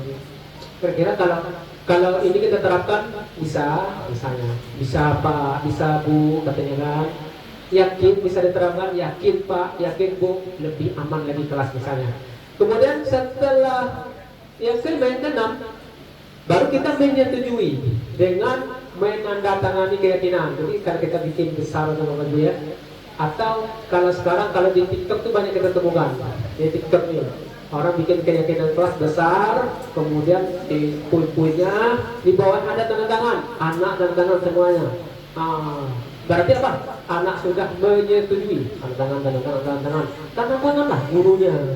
Kalau ketika sebuah suatu keyakinan sudah ditandatangani, itu pertanda bahwa sudah disepakati. Nah, terakhir Bapak Ibu, keyakinan sekolah ini biar lebih kelasnya lebih bernuansa, lebih menarik, bikinlah keyakinan kelas, kesepakatan kelas ini semenarik mungkin, seperti yang ada di peraturan kelas di kelas yang sementara ini. Bikin menarik mungkin sehingga anak itu tertuju ketika masuk kelas, tertuju dan warnanya banyak, tertuju dengan keyakinan kelas tersebut. Kita tempel ke dinding seperti ini. Boleh ditempel di dinding, boleh dibikin bunga-bunga, terserah kreasi Bapak Ibu dan murid-muridnya. Jadi itu tentang keyakinan kelas. Kemudian ini segitiga restitusi, sedikit saya menyinggung karena tadi sudah saya jelaskan tentang restitusi, ada hukuman, konsekuensi, restitusi. Restitusi digunakan adalah segitiga restitusi. Yang pertama adalah menstabilkan identitas. Kalau kita menyelesaikan masalah dengan murid, yang pertama kita lakukan adalah menstabilkan identitas. Bagaimana contohnya? Contoh seperti yang saya sampaikan tadi. Ketika siswa atau murid memiliki kesalahan, kita sebagai guru jangan menghukum dulu, jangan sebutkan lagi berantem anak, dia nakal, jangan Bapak Ibu, jangan di situ Bapak Ibu. Kemudian lagi rame-rame, kau mukul ya, kau ini cepatnya pukul orang, jangan Bapak Ibu, mohon, jangan. Kenapa? Karena itu akan membuat anak merasa mereka gagal, Bapak Ibu. Gagal mereka, kenapa? Saya sudah pukul orang, gagal merasa. Jadi mereka merasakan bahwa bagaimana mereka bisa berkumpul dengan kelasnya, sedangkan anaknya sudah di-justice oleh guru tadi bahwa anaknya itu nakal. Otomatis 10 siswa yang lain menyatakan anak ini nakal, anak ini jahat misalnya, pemukul misalnya. Kenapa? Karena kita sebagai guru sudah menyampaikannya. Yang lain itu ingat, memorinya ingat, si A ini nakal, si A ini jahat. Bapak guru kami yang ngomong katanya. Siapa yang bilang kan? Siapa yang bilang dia itu nakal? Bapak guru kami yang bilang tadi. Pas kami bertengkar, apa bilang kamu nakal, kamu jahat, kamu ini. Jadi yang tadi, yang di-justice oleh guru tadi merasa minder dengan anak yang lain, murid yang lain. Mereka akan menyendiri, bisa jadi frustasi dan lain sebagainya. Itu efeknya Bapak Ibu. Jadi bagaimana caranya? Panggil satu orang dulu. Itu maksudnya Bu. Jadi ini dasar dari segitiga restitusi, menstabilkan identitas. Baru kita bertanya, kenapa tadi? Apa yang kamu lakukan tadi? Harus pelan Bapak Ibu. Apa yang kamu lakukan? Oh, anak tuh sudah mau dapat masuk ke ruangan kita tuh, bisa ruangan ini. Apa yang kamu lakukan tadi dengan ini? Takut dia. Jadi perasaannya apa? Perasaannya bagaimana cepat keluar dari ruangan ini? Karena takut dengan bapak nanti dimakan bapak katanya. Oke. Jadi kita stabilkan dulu Bapak Ibu, menstabilkan identitas. Caranya adalah kita tanyakan dulu apa yang kamu lakukan tadi. Dia menjawab, oh iya Pak, saya tadi berkelahi dengan si B. Dan kita tanyakan apa alasan mereka berkelahi. Nanti mereka akan jawab. Kalau kita bicaranya baik, lembut, salah mereka akan jawab Pak. Kalau kita bicara keras dengan nada tinggi, insya Allah mereka akan kabur. Nah gitu Bapak. Jadi stabilkan dulu, stabilkan identitas mereka. Nah seperti yang saya sampaikan tadi, bilang Bapak juga pernah berkelahi dulu. Seperti itu kan. Jadi dia merasa apa? Berarti dia merasa bahwa bukan dia saja yang melakukan hal itu, orang lain juga pernah melakukannya. Itulah namanya menstabilkan identitas mereka agar mereka bisa kembali ke lingkungan mereka, bukan sebagai orang yang gagal, bukan sebagai orang yang justice sebagai orang nakal, tapi mereka kembali ke lingkungan mereka itu sama seperti yang lain, dan yang lain juga bisa menerima mereka apa adanya. Oke Bapak Ibu. Kemudian yang kedua Bapak Ibu, memvalidasi tindakan yang salah. Ya, seperti contoh, kamu tentu punya alasan. Jadi alasan mereka melakukan itu, alasan mereka berkelahi misalnya tadi contohnya, mereka akan tuangkan kalau sudah menstabilkan perilaku mereka. Kalau guru sudah sanggup untuk menstabilkan identitas mereka, mereka akan terbuka dengan gurunya. Kenapa? Karena merasa bahwa guru ini tidak bakalan untuk menghukum saya, tidak bakalan menjustice saya, tidak bakalan merendahkan saya. Jadi dengan itu anak akan merasa terbuka. Dah, saya ceritakanlah semuanya apa yang terjadi. Lebih mudah kita untuk mengetahui apa alasan-alasan dari murid kita tersebut. Kemudian adakah cara yang lebih efektif untuk mendapatkan apa yang kamu butuhkan? Misalnya contoh di berkelahi tadi, kira-kira kalau kamu sukanya berkelahi, apa yang bagus ya kamu lakukan? senangnya tuh bertinju. Apa yang harus dilakukan? Bergerak-gerak tangannya, atau olahraga misalnya, sering-sering olahraga. Jadi dengan olahraga tadi menghilangkan pikiran dia ya tadi yang sering berkelahi dan sebagainya. Atau kegiatan lain ekstrakurikuler lain boleh untuk menghilangkan apa ya mereka yang sering lakukan. Atau yang sekarang ada yang bully. Jadi anak yang melakukan bully ini harus perbanyak kegiatannya. Jadi itu untuk menstabilkannya. Kemudian yang terakhir Bapak Ibu menanyakan keyakinan. Keyakinan kelas apa yang telah kita sepakati? Seperti tadi, keyakinan kelas kan kita sudah sepakat tadi. Ada peraturan kelas, kita jadikan kesepakatan kelas, keyakinan kelas sudah ditandatangani. Di situ kan muncul tuh, tidak boleh mengganggu teman. Dia sudah berkali kan tidak boleh mengganggu teman. Itu tanya, keyakinan kelas apa yang kamu langgar? Oh ya Pak, keyakinan kelas saling menghargai teman. Itu ya di kesempatan yang dilanggar mereka. Oleh sebab itu, kemudian yang terakhir, mereka meyakinkan diri apa yang harus kamu lakukan setelah ini. Jadi bukan pertanyaan apa hukuman yang akan kamu lakukan, kamu laksanakan, tapi apa yang akan kamu lakukan setelah pelajaran setelah ini. Setelah dia melakukan terkait segala macam, apa yang akan dilakukannya. Mereka akan berpikir sendiri apa yang akan merubah diri mereka karena mereka telah melakukan kesalahan. Dan itu Bapak Ibu. Itu segitiga restitusi. Kemudian 5 posisi kontrol. Untuk Bapak Ibu guru, ada 5 posisi kontrol. Pertama, guru sebagai penghukum. Seperti tadi Bapak Ibu, guru sebagai penghukum. Kan ketika ada siswa bikin pelanggaran, hukum. Nah, itu guru sebagai penghukum. Kemudian guru sebagai pembuat merasa bersalah. Sebagai contoh Bapak Ibu, kalau guru berbuat sebagai merasa bersalah, ketika murid melakukan apa? Ketika murid lanjut ya. Yang kedua, pembuat merasa bersalah. Ketika murid melakukan misalnya tidur di kelas seperti yang kita jelaskan tadi, kemudian ditegur, tidak mau muridnya, tidak mau ditegur.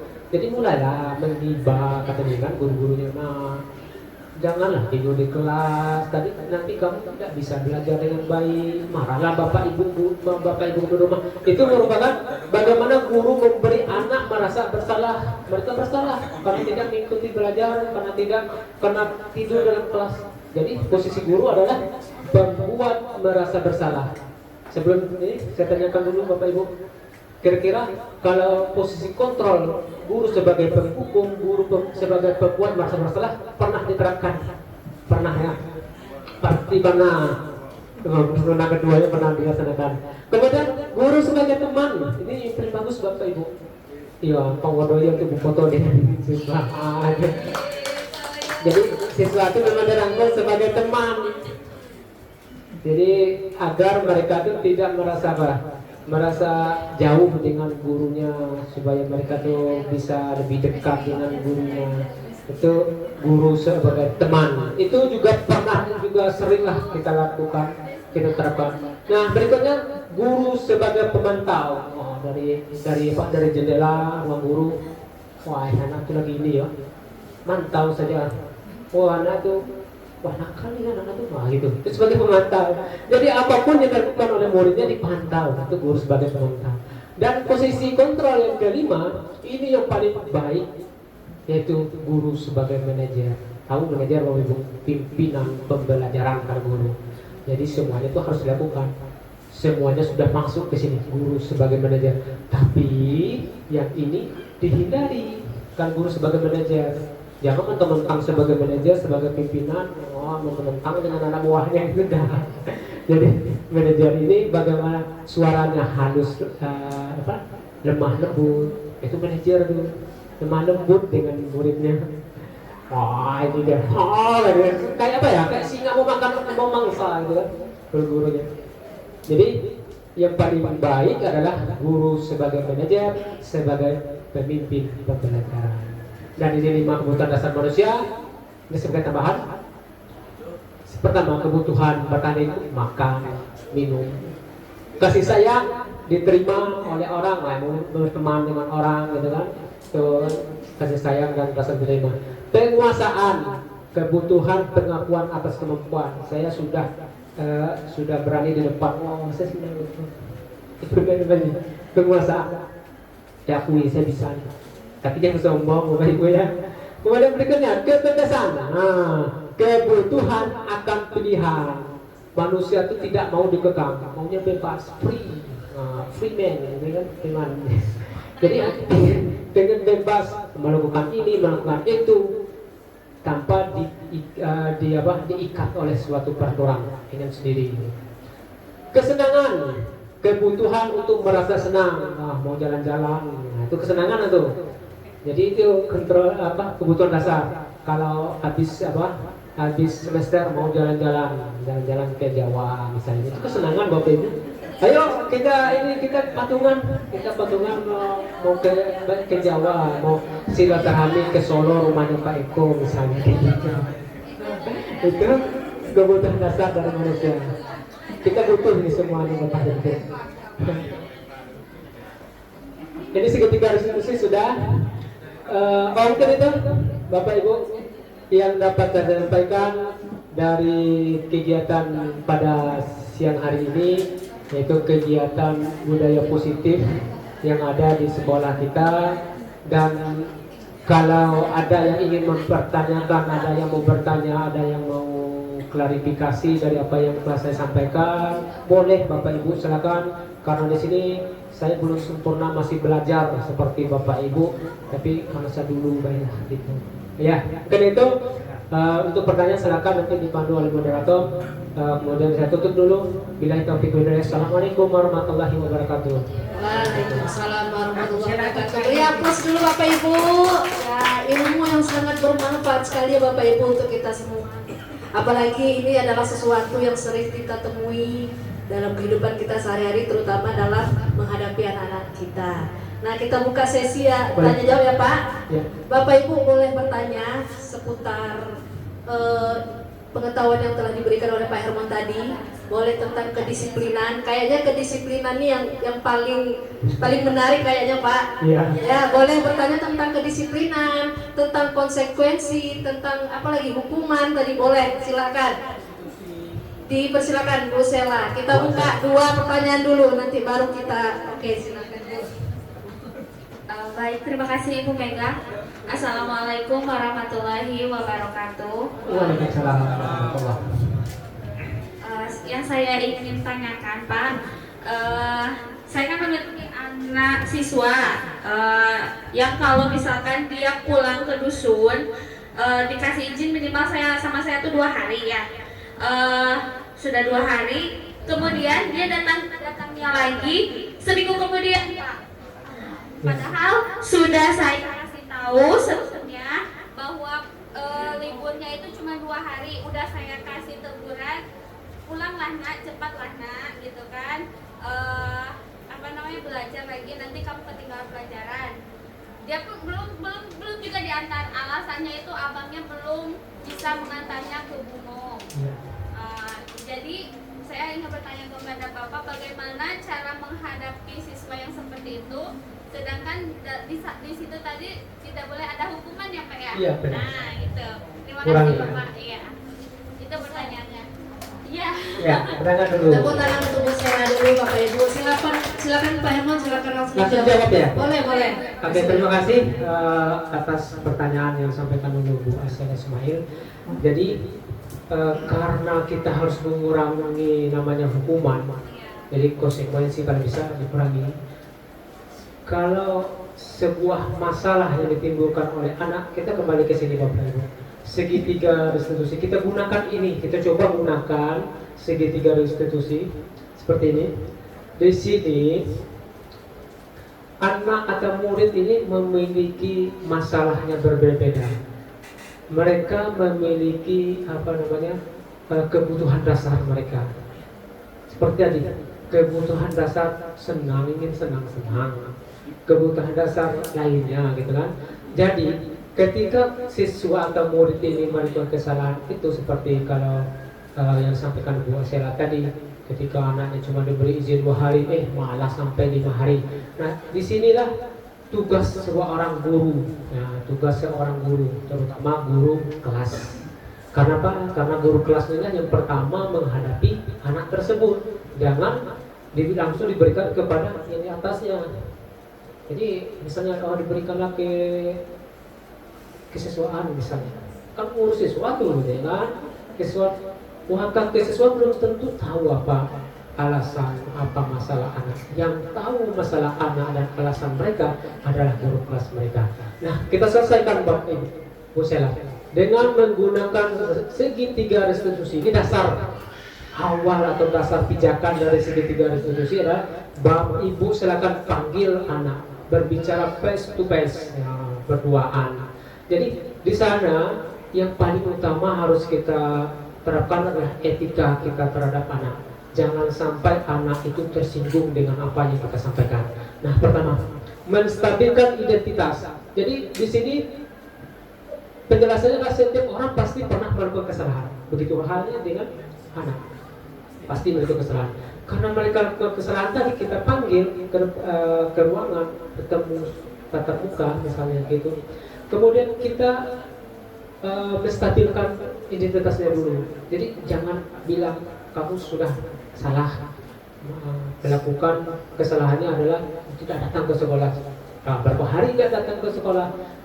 Kalau kita sudah langsung menanyakan itu, otomatis anak akan merasa mereka itu salah dan gagal. Intinya itu garis bawahnya salah dan gagal. Jadi agar anak ini tidak gagal, maka kita harus menanyakan. Setiap orang pasti berkata, kita harus menyamakan dengan apa yang pernah terjadi dengan orang lain. Yang paling bagus itu dengan diri kita sendiri, Bapak Ibu.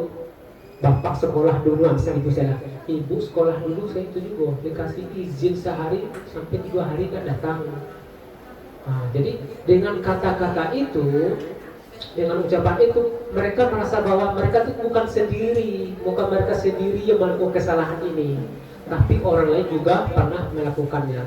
Itu namanya menstabilkan identitas Bapak Ibu. Mereka akan kembali kepada teman mereka, merasa tidak gagal atau berhasil, gitu Bapak Ibu. Kemudian ini, kamu bukan satu-satunya yang pernah melakukan ini. Nah, dengan seperti tadi ya, sama. Setiap orang pasti melakukan kesalahan. Atau kamu bukan satu-satunya yang pernah melakukan ini. Banyak teman-teman kamu juga pernah melakukan seperti ini. Nah, ketika mereka sudah stabil, kemudian kita gunakan yang kedua, validasi tindakan yang salah. Ini apa? Kita mulai menanyakan alasan. Nah, Bu Seda kan sudah tahu tuh alasannya. Alasannya tidak diantar, tidak ada yang mengantar. Biasanya anak itu memiliki alasan tuh beribu-ribu alasan agar gurunya tuh terpikat dengan alasannya. Jadi ketika mereka menyampaikan alasan, jadi di sini adakah caranya lebih efektif untuk mendapatkan apa yang kamu butuhkan? Nah, cara efektif itu tanyakan lagi. Kira-kira kalau kamu di rumah, apa yang kamu lakukan? Dia akan berpikir, kira di rumah apa ya? Di rumah cuma tidur, makan, berpikir. Jadi mereka akan menemukan kesalahan mereka sendiri. Dan berikut terakhirnya adalah menanyakan keyakinan. Disinilah Bapak Ibu, kita akan menanyakan apa keyakinan kelas, apa peraturan atau kesepakatan kelas yang telah kita sepakati. Itu jika kita memiliki kesepakatan kelas. Oleh sebab itu Bapak Ibu, ayo saya tawarin, kita bikin kesepakatan kelas bersama-sama siswa, sesama murid, agar menjadi patokan kita menggunakan segitiga restitusi. Ada pijakan, ada dasar bagi kita untuk menyampaikannya. Seperti itu. Kemudian keyakinan kelas apa yang kamu langgar? Tidak datang ke sekolah atau kalau kalimat positifnya tidak datang ke sekolah. Kalimat positif misalnya tidak datang ke sekolah atau tidak terlambat ke sekolah. Kalimat positifnya apa Bapak Ibu? Rajinlah sekolah. Kita bikin keyakinan kesepakatan rajinlah sekolah. Dari ini muncul apa kesepakatan yang kamu langgar? rajin ke sekolah. Kamu rajin nggak? Enggak, Pak. Hendak, Bu. Hendak. Berarti dia sudah mengutarakan apa yang ingin kita tahu. Apa yang ingin kita tahu sudah disampaikannya. Karena kegiatan yang kedua tadi. Nah, keyakinan ini kita lanjutkan. Kalau kamu tidak ke sekolah, apa yang akan kamu lakukan? Kemudian apa yang akan kamu dapatkan jika kamu tidak sekolah? Mereka mempunyai alasan masing-masing. Nah, kebanyakan mereka kan ya bosan di rumah, bagus sekolah tapi ada yang ngantar misalnya. Nanti kan muncul alasan-alasan yang memang alasan yang benar-benar alasan mereka. Ketika mereka berbohong nanti akan nampak. Kan kita menggunakan segitiga restitusi. Nah, setelahnya apa yang akan mereka lakukan? Itu adalah bentuk mereka melakukan konsekuensi dari melanggar keyakinan keras tadi. Mereka memperbaiki diri mereka sendiri. Udah, apa yang akan lakukan setelah ini? Ya Pak, ya Bu. Setelah ini saya akan rajin lagi Bu misalnya. Berarti mereka mencari solusi sendiri apa yang menjadi konsekuensi dari apa yang mereka langgar dari keyakinan itu. Mungkin itu jawaban saya. Kalau kurang saya mohon maaf, Bapak Ibu. Bapak Ibu, kita lanjut kegiatannya. Jadi intinya Pak Hermon, dari jawaban Pak Hermon tadi, jadi kita sebagai guru itu dalam menyelesaikan masalah itu memang jangan sampai membuat siswa itu merasa gagal ya Pak ya. Nah, begitu ya Bapak Ibu. Bagaimana Ibu Sela? Mau menyanggah atau mau tanya lagi? Sudah. Atau ada Bapak Ibu yang belum puas dengan jawaban Pak Hermon, boleh ditanyakan lagi? Puas? Oke, kalau sudah acara kita selesai sampai di sini. Mohon maaf apabila saya ada salah-salah perkataan atau salah-salah perbuatan juga. Saya juga berterima kasih kepada Pak Hermon, Pak Eko juga yang telah menyelenggarakan kegiatan ini karena ilmunya sangat bermanfaat sekali bagi kita semua. Semoga apa yang disampaikan Bapak Hermon tadi, Bapak Ibu bisa kita terapkan dan bisa kita laksanakan tentunya untuk anak didik kita. Mungkin hanya itu saja. Saya sudahi dengan wabillahi taufiq wal hidayah. Assalamualaikum warahmatullahi wabarakatuh. Terima kasih kepada Bapak Hermon yang telah menyampaikan diseminasi budaya positif di sekolah kita. Banyak hal-hal baru yang saya dapatkan dari penyampaian Pak Hermon, terutama dalam menyelesaikan permasalahan di sekolah. Nah, kita sebagai guru harus memiliki etika atau adab dalam menyelesaikan permasalahan di sekolah. Jangan sampai dalam menyelesaikan masalah guru menjadikan siswa sebagai seorang yang sangat bersalah di dalam permasalahan tersebut. Nah, kemudian jangan sampai guru juga menjadikan siswa merasa gagal dalam diri. Nah, itulah makanya diperlukan adanya etika, adanya adab dalam ketika guru menyelesaikan permasalahan di sekolah. Mungkin hanya itu saja yang pengetahuan yang saya dapatkan sangat bermanfaat sekali. Terima kasih Pak Hermon. Semoga akan ada lagi pengetahuan-pengetahuan yang baru untuk selanjutnya. Terima kasih kepada Pak Hermon atas presentasinya mengenai budaya positif yang harus kita terapkan di sekolah. Mengenai materi ini sangat bagus sekali agar kita mengetahui apa-apa saja budaya positif yang harus kita terapkan di sekolah ini. Karena budaya-budaya negatif yang dahulunya pernah kita terapkan, seperti misalnya memberikan hukuman kepada siswa dan juga mengganti peraturan di kelas menjadi kesepakatan di kelas atas kita bersama guru dan siswa. Dan juga materi yang sangat menarik yaitu mengenai segitiga restitusi. Di sini materi ini memberikan pemahaman kepada saya bahwa dari awalnya tidak tahu mengenai segitiga restitusi dan saya menjadi tahu mengenai masalah ini. Terima kasih. Diseminasi yang disampaikan oleh Pak Hermon cukup baik dan memuat informasi-informasi baru yang dapat diaplikasikan dalam pengajaran kepada siswa. Hal yang menarik bagi saya tentang budaya positif yaitu penekanan paradigma baru, yaitu memunculkan kesadaran dan keyakinan siswa dari dalam diri sendiri untuk melakukan hal-hal yang baik, hal-hal yang positif, meninggalkan paradigma lama yaitu motivasi belajar yang berasal dari luar seperti takut akan hukuman atau karena adanya penghargaan. Harapan saya kegiatan seperti ini dapat dilaksanakan cukup sering karena sangat baik untuk perkembangan pengetahuan pengajaran di sekolah. Demikian, Assalamualaikum warahmatullahi wabarakatuh.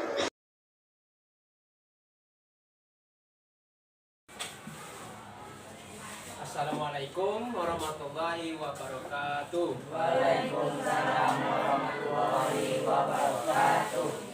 Apa kabarnya pada pagi hari ini? Alhamdulillah sehat. Sudah sarapan? Alhamdulillah.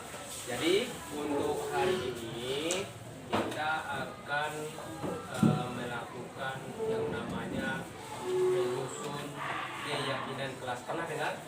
Keyakinan kelas. Pernah dengar? Belum?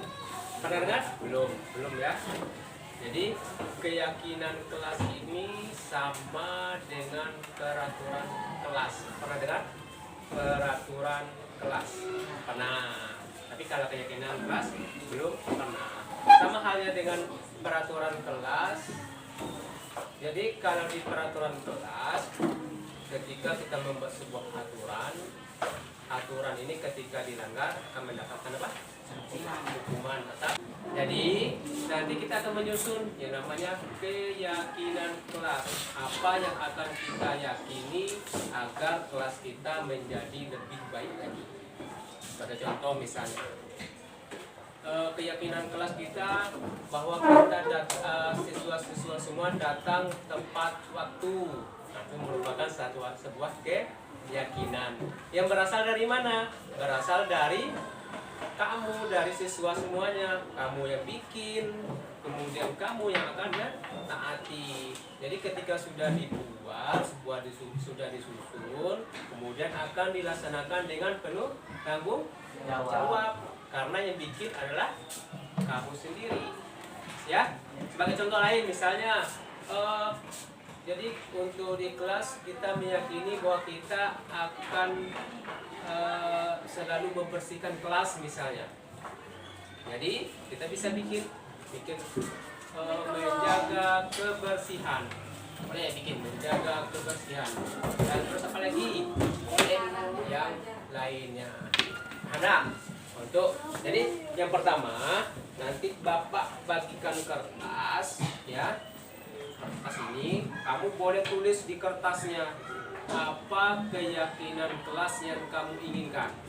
Seperti contoh tadi, oh saya maunya kelas ini bersih.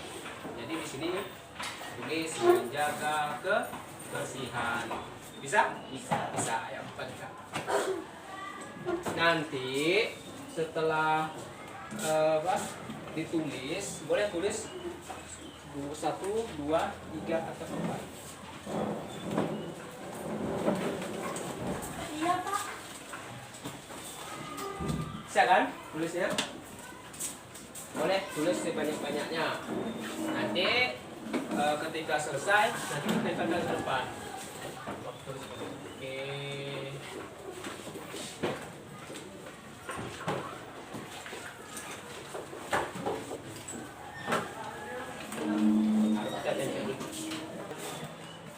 Boleh kasih nama.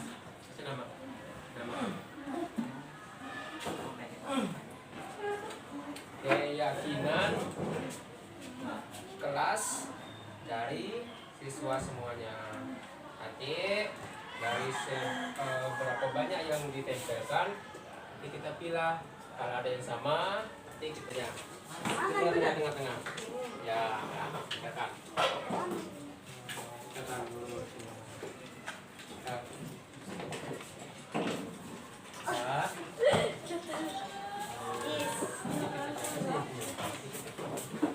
Sedikit. Ya, udah kelihatan ya. Ya.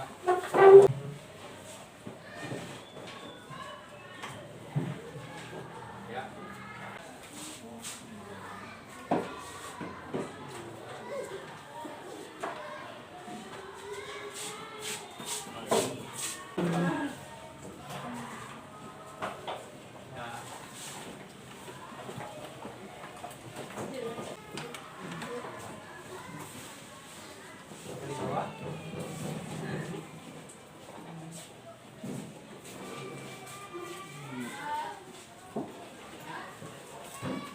tersusun dari keyakinan kelas kita. Ya, kita bahas satu-satu.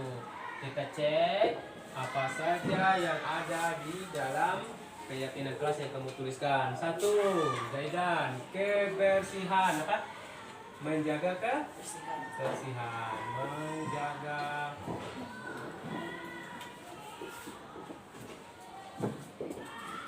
kebersihan. Terus disiplin. Apalagi saling ini tidak mengganggu teman. Apa? Saling menghormati. Ya. Saling menghormati. Itu sama dengan tidak mengganggu teman. Dah. Ini yang kita dapatkan yang kamu buat tentang keyakinan kelas.